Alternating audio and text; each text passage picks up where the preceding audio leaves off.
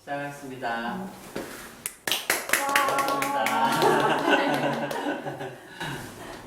오늘은 세 번째 시간이에요. 소인격체 기반의 치유적 글쓰기. 지난 시간에는 이제 소인격체와 마음챙김 해놓고 그 시간에서도 사실 이런 말을 썼었죠. 소인격체 개념을 기반으로 해서 이제 마음챙김을 하는 것에 대해서 말씀을 드렸었어요. 사실 지난 시간에 제가 준비했던 내용 중에 빠뜨린 게 있는데 얘가 추구하는 바가 있어요. 정확히는 마음챙김 명상이라고 할 때 명상이 이제 주로 추구하는 바가 있는데 뭐냐면 무상이에요. 무상, 여기서 상자는 이제 영어로 치면은 always라는 얘기고, 이 무상이란 단어에 해당하는 영어 표현이 있어요. impermanent인가? 이렇게 알고 있는데, 지금 헷갈리는데, 아무튼 이거는 우리가 흔히 미용실 가서 파마해주세요 할 때 그 단어예요. 네. 그 인포먼트는 뭐냐면, 그러니까 파마는 뭐냐면 고정적으로 쭉 유지시켜준다는 개념이거든요. 그럼 앞에 낫을 의미하는 임이 붙으면서, 그러니까 고정되지 않은, 늘 변화하는 그런 의미예요. 그래서 명상을 하면서 무상함을 이제 깨달으라고 하는데. 선생님, 임퍼먼en트네요. 아, 그래요? 네. 네. 제가 단어를 영구적이 아닌. 예, impermanent. 예, 네. permanent. 그죠? 영구적이 아닌. 네. 그러니까 이 세상 만사가 어떤 것도 영구적이지 않다라는 점에 좀 강조를 해요. 그러니까 다르게 말하면 이 세상 만사가 다 변화무쌍하다. 이거를 이제 말하고 싶은 거거든요. 명상이라는 단어의 사전적인 의미가 그냥 눈을 감고 생각함이거든요. 그리고 이 명상 수행 기법은 어디서 왔냐 하면 대부분의 종교의 뒤에 붙는 신비주의에서 왔어요. 근데 지금 요즘 세상은 신비주의 그러면 노출을 하지 않는 거, 뭐 그런 연예인들한테 많이 갖다 붙이는 명칭이 돼버렸는데, 물론 신비주의에 그런 노출되지 않은 그런 측면들이 있기는 있어서 이 말의 사용이 아주 틀린 건 아니지만, 원래 신비주의는 여기서 이제 미스틱 어쩌고 하는데, 이 신비를 나타내는 이 미스틱 어쩌고 얘기하는 이 말이 의미하는 바가 뭐냐면 눈을 감거나 입을 닫는다는 의미. 이제 명상에서 눈을 감고 생각하기. 카톨릭이나 기독교에서 쓰는 묵상은, 이 묵자는 한목하다의 의미거든요. 얘는 입을 닫고 생각하기예요. 그러니까 명상은 눈을 감고, 묵상은 입을 닫고 생각을 하게 해요. 이것의 기원은 어디냐 하면 신비주의에서 왔어요. 눈을 감거나 입을 닫고 묵묵하게 사색을 하다 보면 이 세상 만사의 파란만장한 변화, 무쌍함을 알 수 있다라는 거거든요. 그렇게 하다 보면은 여기서 도달하게 되는 신성이에요, 신성. 인간으로서 가만히 앉아서 고요하게 생각을 하다 보면은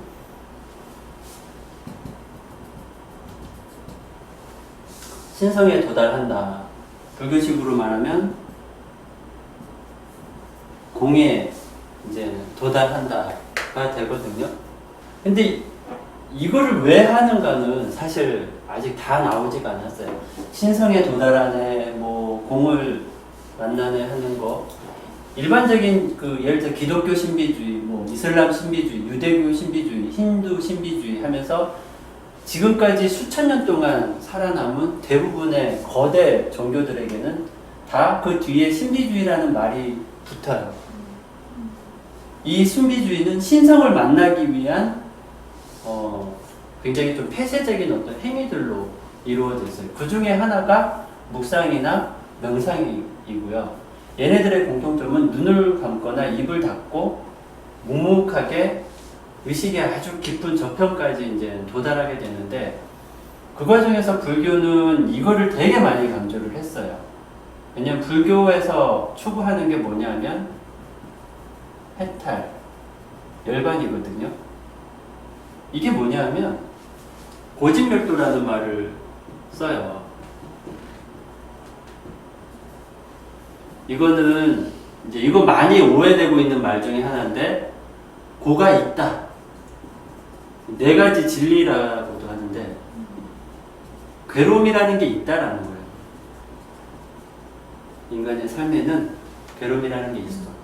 다 아는 사실이죠. 뭐 당연히 진리예요. 이건 진리라고 하고 말고 할 게 없긴 한데 이미 다 아는 사실이에요. 괴로움이라는 거 있어.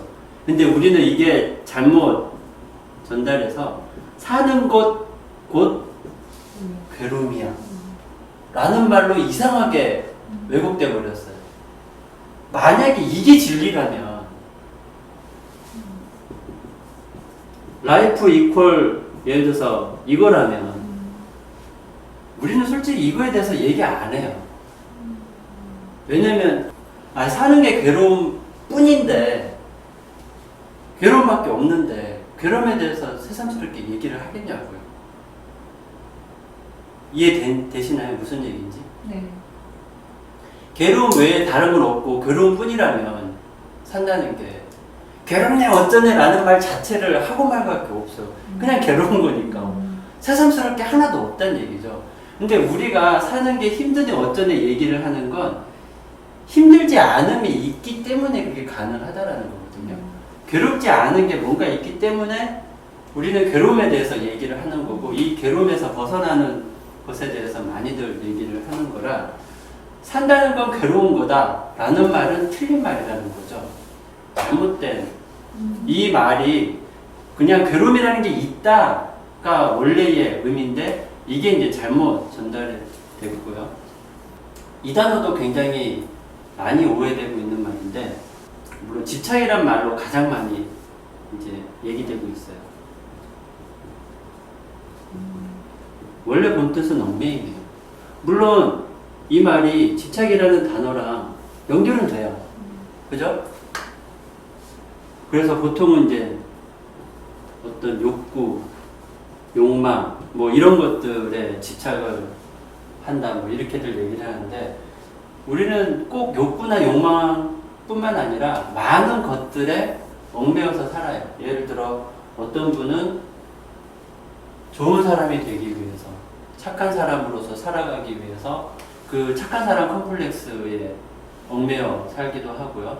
어떤 사람은 어떤 책임감 같은 거에 굉장히 얽매여 있고, 또 어떤 사람은 뭐 부모로서의 어떤 역할 이런 거에 굉장히 얽매여 있거나, 이제 흔히 알고 있듯이 어떤 특정한 대상에게 얽매여서 집착이라는 형태로 나타나는 경우도 있죠. 근데 어쨌거나 대부분 괴로움이라는 건 어디서 오냐면 얽매임에서 온다라는 게 이제 두 번째 진리라는 거거든요. 그리고 이제 세 번째, 네 번째는 이거 풀어낼 수 있다라는 거예요. 얘는 얽매이지 않을 수 있다는 의미고요. 이거는 이제 그런 방법이 있다. 그게 뭐냐 하면 기타 등등 이렇게 이제 활동도나 육바람일 뭐 그런 말도 이제 불교에서 쓰죠. 그리고 뭐 기독교에서는 예를 들어 십계명 같은 어떤 계명의 형태로 언급을 하고요. 뭐 유대교나 그런 쪽에서도 항상 그 계율 같은 게 있죠. 그래서 항상 이 길을 모든 종교에서는 길을 제시를 해요. 근데 어쨌든 불교에서는 주로 괴로움과 얽매임 이거에 대해서 굉장히 많이들 얘기를 해요. 그럼 결국 불교에서 추구하고 있는 이 해탈이나 열반은 쉬운 말로 하면요, 해탈은 자유 혹은 자유로움을 의미하고요, 열반은 평온함을 의미해요. 그래서 얽매임에서 벗어나서 자유로울 수 있다라는 거고요. 그래서 더 이상 내가 어떤 것에 개의치 않게 되면은 해탈한 거예요. 해탈이라는 게 엄청 막 대단한 그런 경지가 아니라 그냥 어떤 거에 내가 어떤 거에 대해서든지 얽매이지 않고 개의치 않는 상태가 되면 그건 난 해탈한 사람이에요. 근데 대개는 모든 방면에 다 얽매이지 않을 수는 없죠. 그래서 예를 들어 뭐 원이라고 치면은 내가 어떤 이런 부분에서는 얽매이지 않아요. 근데 어쩔 수 없이 내가 얽매이는 부분들이 이렇게 있어요. 그리고 이 중에 어떤 거는 그래 100번 양보해서 포기할 수 있어. 흔히 포기라는 말 잘 쓰죠. 그래, 이거는 포기할 수 있어. 근데 곧 죽어도 절대 포기가 안 되는 것들이 또 있어요. 각자의 삶에서 각자의 맥락에서. 그래서 궁극적으로 내가 끝끝내 놓지 못하는 것들, 포기조차 안 되는 것들마저도 내가 더 이상 얽매이지 않게 되면, 그것에 대해서 개의치 않게 되면 이젠 진정한 해탈을 얻었다, 뭐 이런 표현들을 쓰고요. 그렇게 되면은 이제 어떤 상태가 되냐면 이제 괴롭지 않게 되는 거예요. 괴로움은 얽매임에서 오는데 일단은 얽매임을 풀어야, 해탈을 해야 그 다음에 이제 괴롭지 않은 평온한 상태를 경험할 수 있다라는 거죠. 근데 불교에서 얘기하는 거는 이게 다예요, 사실. 그거와 관련된 수많은 이제 이야기들이 이렇게 살이 붙어서 얘기되고 있는데, 그게 어디에서 오냐면 불교뿐만 아니라 대부분 거대 종교 신비주의에서 다 하는 얘기예요. 그리고 심지어 방법도 똑같아요. 눈을 감고 입을 닫고 우리가 현실이라고 생각하는 이 현실 세계에서 육안으로 볼 수 있는 그런 여러 가지 현상들, 이미지들, 그런 것들로부터 눈을 감고, 그리고 내 생각이 이렇고 저렇고 하는 그런 사실 많은 오류가 들어가 있는 그런 말들, 이야기들, 그거 잠시 중단하고 눈 감고 입을 닫은 상태에서 가만히 있어 보면, 내가 가만히 있어 보니까 당연히 나를 제외한 나머지 것들은 움직이잖아요. 그리고 내가 철저하게 정적인 상태가 될수록 나를 제외한 대부분의 것들은 철저하게 동적인 상태로 경험이 돼요. 그래서 이건 사실 기본적으로 알고 있던 내용이지만 이걸 훨씬 더 절절하게 체감을 한다는 거죠. 보통 명상 초보인 사람들이 명상을 할 때 흔히 이렇게 앉아서 정작 명상을 한다 그러면 5분도 안 됐는데 막 좀이 쑤셔가지고 미치려고 그래요. 내가 뭘 잘 몰라서 그런가? 아니에요. 원래 그래요. 그걸 경험하라는 게 명상이에요. 좀이 쑤셔서 죽겠는 것, 졸음이 쏟아져서 죽겠는 거를 경험해 보라는 거예요. 그래서 그 짧은 몇 분의 시간 속에서 자기가 얼마나 몸과 마음에서 오만 것들이 들썩이는지를 겪어보라는 거예요. 우리가 이미 알고 있는 것들. 그걸 겪어보면 내 몸은 물론이고 나를 둘러싼 이 세상 만사들은 그보다 훨씬 더 격렬하게 요동을 친다 라는 걸 알라는 얘기고요. 세상 만사가 변화무쌍하다라는 걸 정말 진심으로 확실하게 머리로가 아니라 온몸으로, 온 몸과 마음으로 체감을 하게 되면 얽매이지 않게 된다는 거거든요. 얽매인다라는 건 뭔가를 붙잡는 건데, 무엇인가가 저기 있는 줄 알고 붙잡으려고 하는데 얘가 싱그루처럼 또 호련이 사라져요. 또 저기 있어서 또 이걸 붙잡으려고 하는데 또 호련이 사라져요. 세상 만사가 그렇게 신기루처럼 호련이 사라져 버리는데 뭐 붙잡을 수 있는 게 없다는 거죠. 그리고 나아가서는 붙잡고 말고 할 게 없어진다는 거를 체감하게 되면, 이해하는 수준이 아니라 그 넘어서 이거를 체감하게 되면 이제 뭐 막 붙잡으려고 애를 쓰지 않게 된다는 거예요. 자연스럽게. 그러면 이제 이게 해탈이라는 거죠. 뭔가를 붙잡으려고 애쓰지 않는 거. 해탈의 의미는 딴 게 아니에요. 얽매임에서 벗어나는 거. 다르게 말하면 자유로워지는 거. 붙잡으려고 애쓰지 않는 거. 그러면 이제 뭐 붙잡으려고 막 애쓰지 않으니까 그럼 나는 붙잡으려고 하기 이전의 상태와 같은 지극한 이걸 보통 많이 강조를 하죠. 지극한 평온함을 경험하게 된다는 거죠. 이게 이제 열반이에요.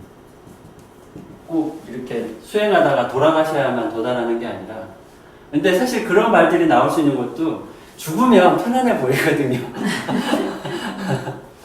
살아있는 동안에는 내 몸 안팎으로 뭐가 북적북적 거렸는데 그냥 정주를 못해 아예 그냥 확 영과 혼이 내 몸에서 나가버리면 적어도 내 몸뚱아리를 봤을 땐 지극한 평온함으로 보이다 보니까 그래서 열반은 마치 죽으면 도달하는 거라는 말로 이렇게 오해가 되기도 해요. 근데 이 열반이라는 게 딴 게 아니에요. 그냥 지극한 평온함이에요. 그리고 살면서 해탈이니 열반이니 하는 것들, 다르게 말해서 뭔가 얽매이지 않는 거, 붙잡으려고 하지 않는 거, 자유로운 거, 평온한 거, 우리 살면서 이거 경험해요, 사실. 이걸 너무 어떤 거창한 막 오버 더 레인보우 뭐 그런 개념으로 자꾸 생각을 해서 나하고는 상관이 없는 그저 막 수십 년 수행한 무슨 티벳 고승이나 가까이 도달할 법한 그런 걸로 많이들 생각하지만 실은 그렇지 않다라는 얘기고요. 실제로 우리가 살면서 대부분 경험을 할 수 있는 것들이고 그거를 좀 더 자주 경험을 하자는 거예요. 그래서 명상을 하자는 거거든요. 눈 감고 입 닫고 좀이 쑤셔 죽겠는 그 초기 단계를 충분히 겪어내면서 철저하게 한번 가만히 있어 보자는 거예요. 내 몸이 일단 가만히 있어 보면 내 마음이 얼마나 요동치고 있는지를 알 수 있게 되고 그 요동치던 내 마음이 아주 정적인 상태가 되면 이제 내 몸과 마음이 정적인 상태니까 나를 둘러싼 세상 만사가 얼마나 요동치고 있는지를 이제 알게 되는 거죠. 아는 정도를 넘어서서 느끼게 되는 거죠. 그러면 그냥 막연하게 그래 뭐 세상 만사 당연히 변화무쌍하지가 아니라 오 내가 생각했던 것 이상으로 이렇게 요동치는 거였어? 나는 이 바위 덩어리가 정말 정적인 거라고 생각했는데 내 몸과 마음이 어느 수준 이상으로 정적인 상태가 되니까 심지어 이 바위한테서 진동이 느껴져. 이렇게 되는 거죠. 이 산이 정말 고요하고 편안한 곳인 줄 알았는데 이 산마저 진동이 느껴져가 되는 거예요. 뭐 도심에 와서 어느 건물 어느 방 안에 앉아서 하는 건 말할 것도 없죠. 실제로 이거는 뭐 몇 년까지 갈 것도 없어요. 조금만 좀 해보면은 더럽게 시끄럽네 라는 걸 느끼게 돼요. 이런 곳에서 이렇게 명상을 하다 보면 이 건물에서 울리는 그 수많은 진동들이 있거든요. 그리고 그 진동들이 자아내는 수많은 소음들이 있어요. 그래서 이게 다 멈춰져 있는 것 같지만 고정되어 있는 것 같지만 얘네들이 막 요동치고 있는 게 느껴지는 거예요. 내 몸과 마음이 지극히 고요한 상태가 된다면. 그래서 이게 점점점 확장해서 뭐 지구가 요동치는 건 말할 것도 없고 심지어 이 온 우주가 요동을 치고 있는구나. 물리학자가 말한 그 촉근이라는 거 뭔진 모르지만 뭐가 막 끈의 형태로 막 요동을 치고 있는구나를 아주 극세사 형태로도 이제 느낄 수가 있게 된다는 거죠. 그러면은 자연스럽게 마음속에서는 이 요동치는 오만 때만 것들 내가 이거 붙잡으려고 용을 쓰고 살았구나. 놔야지가 아니라 뭐 놔야지라는 생각을 하고 말 거 없이 자연스럽게 놓아진다라는 거예요. 더 이상 붙잡으려고 애쓰지 않고 붙잡고 말고 할 게 없는 게 얘들은 그냥 내가 가만히 있으면은 나를 스치고 지나가거나 나를 관통해서 지나가니까 그게 돈이 됐든 인맥이 됐든 명예가 됐든 뭐가 됐든 사랑이 됐든 어떤 것도 내가 붙잡으려고 용을 쓰지 않아도 어차피 얘네들은 흐르는 애들이고 나를 관통해서 다 흘러가는 애들이다 라는 거를 체감하는 거죠. 그냥 머리로 이런 설명을 들어서 뭐 그런가 보지 이런 수준이 아니라 진짜 체감을 할 수 있게 된다는 얘기고, 그거를 체감을 하면 진정으로 애쓰지 않게 되는 거예요. 애쓰지 말아야지 이게 아니라, 애쓰지 말아야지 하면서 막 애를 쓰는 힘을 빡 주는 게 아니라 진정으로 애쓰지 않게 된다는 거거든요. 그럼 당연히 애쓰지 않으니까, 굳이 힘 빡 주지 않으니까 당연히 평온해지는 거고, 그 상태로 머물 수 있게 되면 지극한 평온함이라는 걸 굳이 죽지 않고도 경험할 수 있다라는 거예요. 그럼 이 정도 수준이 되려면 얼마나 해야 되나 많이들 물어보는데 몰라요. 왜냐면 이건 물리적 시간하고는 상관이 없거든요. 예를 들어 어떤 사람이, 저는 수행을 그래도 한 20년을 했습니다만 뭐 어쩌라고요. 다 필요 없어요 이거. 5분 앉아가지고 이거 도달하는 사람도 있어요. 물리적 시간은 의미가 없어요 사실. 우리는 이거를 대부분 경험을 하는데 경험하는지 모를 정도로 아주 찰나로 지나가요. 아주 잠깐 얽매이지 않게 되고 아주 잠깐 지극한 평온함을 사실은 느껴요. 아주 잠깐 최고의 정적인 상태를 경험을 하거든요. 졸기 직전에.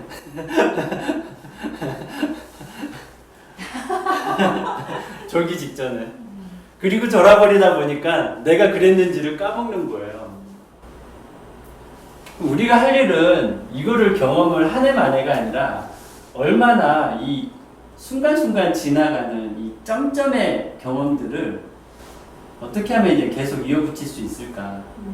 이 점을 얼마나 선으로 만들 수 있고 이 선을 얼마나 길게 이제 가져갈 수 있을까가 관건인데, 수행 20년 했다고 해서 그 사람이 길게 이렇게 정적인 상태로 있다?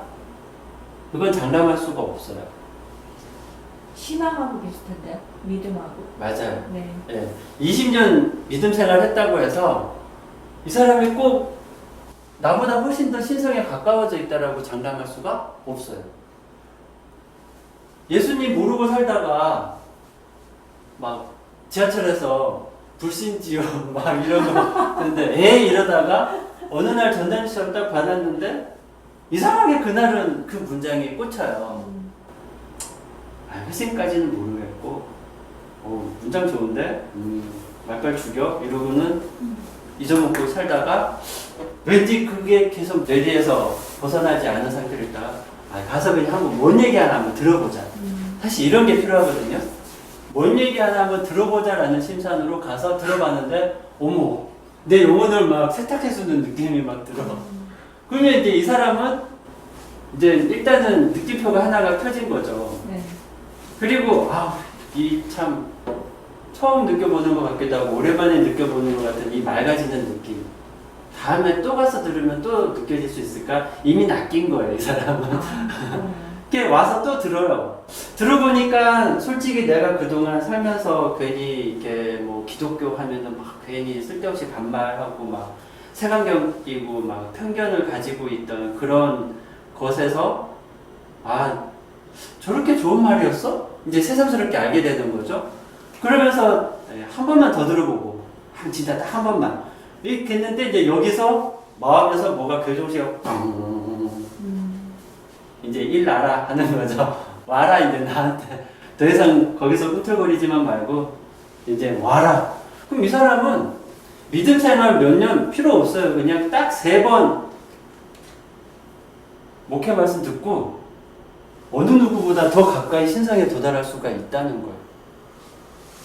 꼭 막 무슨 막 이마에 뭐가 막 새겨지고 이런 거 없어도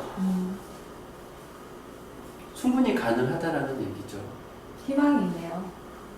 그죠? 우리가 추구해야 될 거는 찰나의 지속성. 맞아요. 네. 네. 누구나 늘 경험하는 건데 워낙 찰나였다 보니까 잠깐 일별하고 안녕하고 걔가 사라지는지도 모르게 사라지다 보니까 전문 용어로 이 찰나의 경험을 이 찰나인데 엄청나게 반짝이는 찰나의 경험을 할 때가 있어요. 모든 종교 영역에서 이런 경험들을 사람들이 하는데 이거를 이 수행의 영역에서는 어떤 말을 쓰냐면요. 일미라는 단어를 써요. 일미. 아, 원. 한 가지만. 아,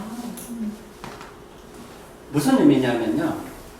세상 만사는 정말 많은 색깔로 치면은 정말 막 엄청 많은 다양한 색깔들이 있는데 이거는 뭐 맛이라는 단어를 쓰긴 했지만 그냥 일색 해도 돼요. 어차피 이건 뭐 마음대로 갖다 붙여도 상관없어요. 원 컬러. 뭐 해도 돼요. 원 사운드. 무슨 얘기냐면 이 변화무쌍한 세상 만사가 하나로 경험이 되는 거거든요. 아, 그냥 다 하나구나. 근데 설명하라 그러면 설명을 못해. 난 그냥 경험을 했을 뿐이지, 난 뭐 대단한 학자나 이론가가 아니기 때문에 설명을 못하겠지만, 전 경험을 했습니다. 뭔지 말을 못하겠지만, 그냥 하나예요, 하나. 아, 이거에 대해서 설명을 요구하지 마세요. 그냥 하나예요. 이런 경험들을 하는 경우들이 있어요. 그래서 이거를 이제 일미체험이라고 얘기를 하는데, 근데 우리가 뭐 명상 초보인 상태에서 잠깐의 자유로움, 잠깐의 평온함을 경험을 하는 거랑 어떻게 보면 그 반짝하는 그 반짝임의 정도 차이만 있을 뿐이고요. 다 같은 반짝임이에요. 아, 예, 이게 아무리 막 휘황찬란하고 막 내 인생을 송두리째 흔들어 놓는 그런 경험이라 할지라도 이거는 기껏해야 상태 경험이에요. 상태. 수준이 아니라. 내 수준이 신성에 가까이 도달해 있는 그런 수준으로서의 경험이 아니라 어느 수준에 있든지 간에 잠깐 여기 왔다가 원위치 할 수 있다라는 거거든요. 그래서 이런 일미 체험을 그래도 살면서 그것도 아주 강렬하게 한두 번 정도 한 사람들은 이제 이런 이야기들을 놓지를 못해요. 설령 그 한두 번의 일미 체험 이후에 그 이후로는 다 그냥 이야기의 형태로만, 이론의 형태로만 접근을 할지언정 이거를 놓지를 못해요. 내가 경험한 거. 이거 절대 환각 체험이 아닌데, 진짠데 이걸 진짜로 경험하고 이걸 나보다 훨씬 더 멋지구리하게 설명한 사람들이 있을 거야. 하고 찾아보면 오, 꽤 많네? 라는 걸 발견하게 돼요. 아, 내가 진짜 착각한 게 아니구나. 내가 술에 들 깨어나가지고 경험한 게 아니구나를 알게 돼요. 그래서 통상적으로 우리가 착각의 형태로 알고 있는 그런 환각 체험과 이 일미 체험이 얼마나 다른지도 이제 구분할 수가 있게 돼요. 굉장히 일관적이고 거의 마치 성경처럼 그래요. 성경이 수백 년에 걸쳐서 어떤 저자는 의사고 어떤 저자는 그냥 노숙하는 거렁뱅이고 막 어떤 뭐 저자는 그냥 어부고 뭐 각양각색의 사람들이 서로 다른 시대, 서로 다른 어떤 그런 생활 방식을 가지고 있음에도 불구하고 전혀 다른 시간과 공간에 있던 사람들이 서로 짠 듯이 우리 책 이렇게 씁시다 라고 마치 글쓰기 회의라도 한 것처럼 너무나 일관된 이야기들을 펼쳐내고 있는 거예요.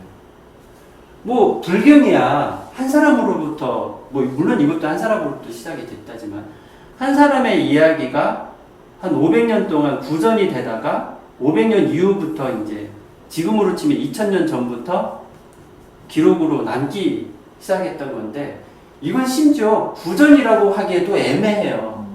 완전히 다른 지역에서 완전히 다른 시간대에서 글을 쓴 게 나중에 발견이 돼가지고 취합이 된 것 뿐이거든요. 이 사람들이 만났으리라고는 만무한 일인데, 근데 마치 한 사람이 쓴 것처럼. 그래서 아직까지 2000년이 넘도록 성경이 뭐 왈가왈부 뭐 해석 가지고 말은 많지만 그럼에도 불구하고 더 바이블은 명맥을 유지할 수 있다라는 거죠. 그러니까 대단한 체계예요. 절대 이 종교의 표충 구조 가지고 뭐라고 할 수 있는 게 아니에요. 종교의 표충 구조가 이제 우리가 많이 욕하는 것들이 있죠. 어느 종교에서나. 우리가 지금 뭐 IS 어쩌고 하고 그리고 이제 뭐 이슬람 국가 어쩌고 막 욕하는데 이건 다 표충 구조에 대한 거예요. 그리고 비기독교인들이 기독교인에 대해서 굉장히 막 마치 요즘 유행하는 뭐 혐한, 뭐 혐남, 협녀 뭐 이런 식으로 하듯이 아무튼 뭐 혐오 어쩌고 붙어버리면 여기는 이성적인 판단에 이미 기대할 수가 없어요. 그냥 무조건 까는 거예요. 기독교에서 무조건 까는 얘기들은 다 표충 구조와 관련된 거예요. 어떤 특정 교리, 그리고 특정한 어떤 뭐 예배하는 방식, 뭐 기도하는 방식, 또 그런 믿는 신앙인들의 어떤 행태, 이건 다 표충 구조인데 지금 얘기하는 거는 다 심층 구조와 관련된 이야기거든요. 근데 이 심층 구조들은 대부분의 거대 종교 신비주의에서 온 것처럼 진짜 서로 짠 것처럼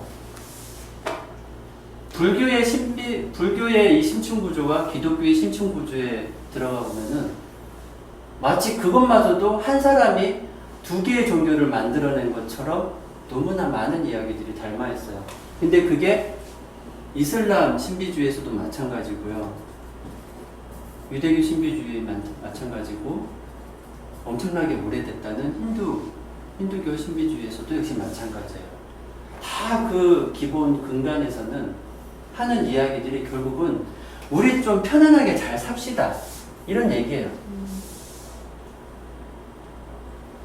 불교에서는 해탈을 얘기하고 기독교에서는 구원을 얘기하잖아요. 결국은 편안하게 살자는 거거든요. 네. 찌지고 볶고 살던 거 우리 이제 털고 죄 씻고 이제 죄 짓지 않고 선하게 서로에게 폐 끼치지 않고 편안하게 잘 삽시다 라는 거거든요. 방향성이네요. 방향성. 맞아요. 네, 방향성이죠. 네. 그렇죠. 그래서 그 방향성을 잘 안다면 표충 구조가 아무리 달라도 길을 잃지 않고 신성을 향해서 나아갈 수 있고 공을 향해서 나아갈 수가 있다는 거거든요. 근데 이런 이제 어려운 얘기들을 저는 이제 소인격체 기반으로 우리 마음속에 내면의 수많은 자아들을 가지고 그 자아 개념을 가지고 마음 챙김을 이제 해보면 좋겠다라고 제안을 드린 거고요. 소인격체 기반으로 마음 챙김을 한다라는 건 기본적으로 소인격체라는 건 이제 내면의 자아들, 그리고 내면의 자아들이라는 건 우리가 그냥 일상적으로 하는 생각들, 감정들, 기분, 이미지나 기억 뭐 이런 것들인데 그런 애들을 전부 의인화시켜서 최대한 구체화를 시켜서 얘네들을 좀 식별을 하고 내 마음속에 어떤 애가 들썩이고 있구나, 어떤 애가 나를 지배하고 있구나, 어떤 애가 뒤에서 뭔가를 부추기고 있구나 이런 개념으로 좀 알아차림을 하게 되면 그냥 요즘 나 완전 꿀꿀해 이게 아니라 내 안에서 꿀꿀해하는 애가 지금 아주 꽹과리 치고 있어 이런 식으로 구분을 하기 시작하면은 좀 더 덜 휘둘리게 된다라는 거죠. 그게 이제 불교에서 말하는 얽매이지 않음과 해당이 되고요. 그래서 나를 지배하고 있던 특정 자아, 얘는 특정한 생각일 수도 있고 특정한 감정일 수 있고 특정한 기억이나 이미지일 수 있는데 뭐가 됐든지 간에 그거를 다 자아의 개념으로 접근을 해서 특정한 자아가 특정한 생각, 감정, 기억, 이미지를 가지고 나라는 사람을 계속 쥐고 흔들고 있다라고 개념을 잡아주고요. 그거를 식별을 할 수 있게 되면은 그 다음부터는 이제 이 친구들을 개별적으로 다루는 게 가능해진다라는 거예요. 어떻게 개별적으로 다룰 수 있는지가 이제 이번 시간에서 다뤄질 얘기인데요. 일단은 호칭부터 구분을 해줘야 돼요. 나라는 호칭은 나라는 존재 혹은 이 모든 것들을 아우르고 있는 나라는 사람에게만 일단은 쓰도록 하고 내 내면에 이런 자아들, 여러 생각이나 감정이나 기억이나 이미지의 형태로 등장하는 내면의 자아들은 그냥 얘네들한테 맞는 이름을 붙여주자는 거예요. 얘네들이 나를 사칭하지 못하게 하자는 거예요. 얘네들이 나 어쩌고 하는 말을 못 쓰게 하자는 거예요. 얘가 예를 들어 소심이라고 부를 수 있다면 나를 계속 소심하게 만드는 애, 눈치 보게 만들고 위축되게 만들고, 그럼 얘는 이제부터 소심인 거예요. 얘가 자기에 대해서 얘기할 때 소심이는요 이런 식으로 얘기하게 만들어야지 나는요 이렇게 얘기하게 만들지 말자는 거예요. 이게 어느 정도는 이제 구분이 되고 난 다음의 이야기이긴 한데, 구분하는 연습을 계속 하다 보면은 내 안에 여러 자아들이 작동하고 있구나라는 걸 식별하기 시작하게 되면 그 다음부터는 한결 수월해져요. 그거를 식별하기 위한 좋은 도구 중에 하나가 글쓰기거든요. 근데 이 글쓰기 앞에 치유적이라는 단어를 썼는데요. 사실 이거는 마치 옛날에, 요즘은 이런 말 잘 안 쓰는 걸로 알고 있는데 이 말이랑 비슷해요. 로스구. 원래 로스라는 말이 구이라는 의미라고 하잖아요. 원래 글쓰기 자체가 치유적이라서 치유적인 글쓰기는 로스구이랑 같은 방식의 같은 이미 의미를 갖고 있는데 반복해서 주건부언을 하고 있는 거죠. 원래 사실 글쓰기는 어떤 형태든지 간에 글쓰기 자체가 실은 치유적이에요. 근데 되게 그냥 글쓰기 그러면 책쓰기랑 자꾸 혼동을 하거나 블로그 검색에 좀 더 잘 노출되는 그런 블로그를 쓰는 요령 뭐 이런 식으로 많이들 생각을 하다 보니까, 그래서 굳이 이제 내포하고 있는 의미를 밖으로 끄집어내서 한 번 더 강조하는 말을 쓴 거거든요. 그래서 통상적으로 치유적 글쓰기라고 하면 아티스트 웨이 쪽에서 말하는 모닝 페이지 개념과 사실 거의 닮아 있어요. 모닝 페이지는 뭐냐면 매일 아침 이제 잠에서 깨자마자 묻지도 따지지도 않고 무조건 3페이지씩 쓰기. 그리고 이제 한 가지 지침을 더 붙이자면 들여다보지 말기. 언제까지? 한 8주 혹은 12주 이 기간 꽉 채울 때까지 써놓고 절대 들여다보지 말기. 뭐야? 내가 뭘 썼는지 아예 거들떠 보지 말기. 이건 마치 조선왕조실록과 같은 개념이에요. 조선왕조실록이 일단 왕을 절대 못 봐요. 그 다음 왕이든 뭐 누가 됐든지 간에 절대 못 봐요. 이 왕조가 끝날 때까지 못 봐요. 웃기죠? 아니, 그럴 거면 뭐하러 적냐는 거죠. 근데 그렇게 적기로 해야 왕의 자리에 오르는 사람들이 함부로 못할 것이다 라는 개념을 갖고 있는데 실제로는 사실 그렇진 않았어요.